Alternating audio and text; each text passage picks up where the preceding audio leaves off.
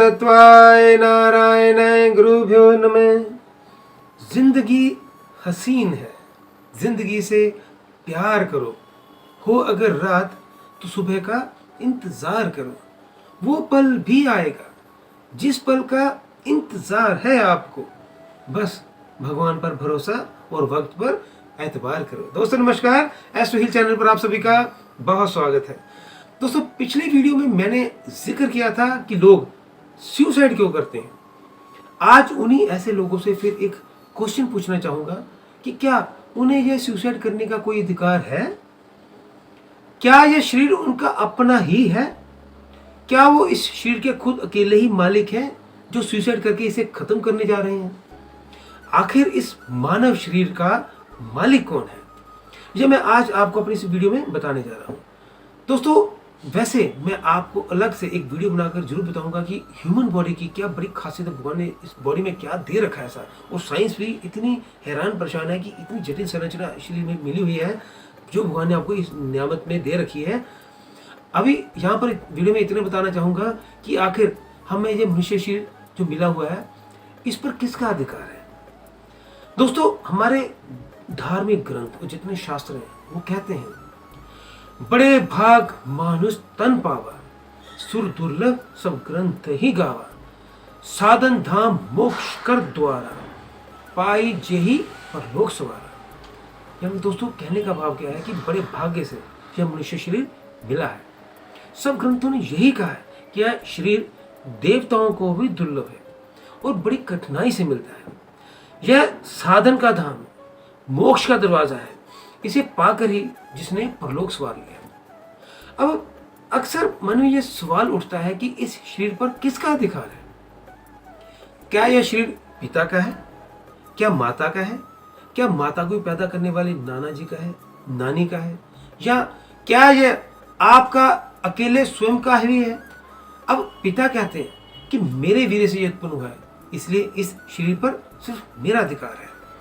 और माता कहती है कि यह मेरे गर्भ से उत्पन्न हुआ है, इसलिए यह मेरा है। और पत्नी कहती है इसके लिए मैंने अपने माता पिता को छोड़ा, इससे शादी की, इसकी अर्धांगिनी हूं, इसका वंशज पैदा करके आगे उसको पाल पोस रही हूं, इसलिए इस पर मेरा अधिकार है।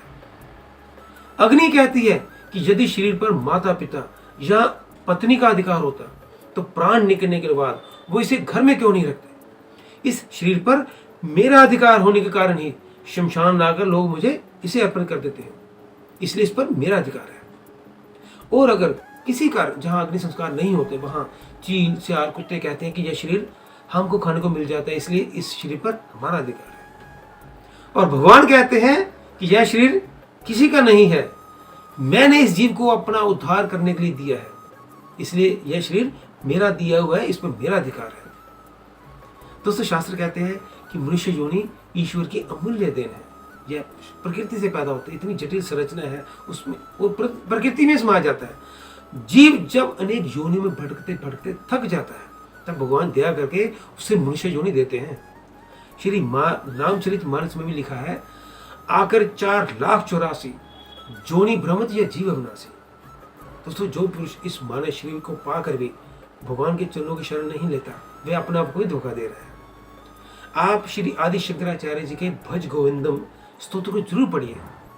इसमें ऐसे मूढ़ मनुष्य को संबोधित करते हुए कहते भी हैं, काते कांता कस्ते पुत्रम संसारो मतीव विचित्रम कस्य तुम क्या कुत्तम आयात तत्वम चिंतम यदि भ्रांतम। जन की कौन तेरी स्त्री है, कौन तेरा पुत्र है? अरे भाई यह संसार बड़ा विचित्र है, इसी तत्व का तू निरंतर विचार कर। तू कौन है, कहाँ से है, किसने भेजा है, कहाँ जाना है, क्यों भ्रमित हो रहा है संसार में। गोविंद का भजन भी कर। आगे फिर वो कहते भी हैं कि जब तक तू धन कमाने के लिए संसार में लगा हुआ है तब तक तेरा परिवार तुझसे प्रेम करता है, और जब वृद्धावस्था से ग्रस्त हो जाता है तब घर में तेरी कोई बात नहीं पूछेगा। इसलिए तू मूर्ख बन मूढ़ मत बन, निरंतर गोविंद का भजन कर, अपने कर्म करता जा, अपने कर्तव्य निभाता जा। पुनरपि जन्म पुनरपि मरणम पुनरपि जर्नी जठर शायनम, ई संसारे बहुत दुस्तारे कृपया पारे पाही मुरारे। दोस्तों यानी कि कार्मिक कनेक्शन है ये सब आपके, आपको बार बार जीव को जो जन्म लेकर बार बार जन्म लेना पड़ता है, बार बार मरण प्राप्त होना होता है, बार बार माता घर में रहना पड़ता है।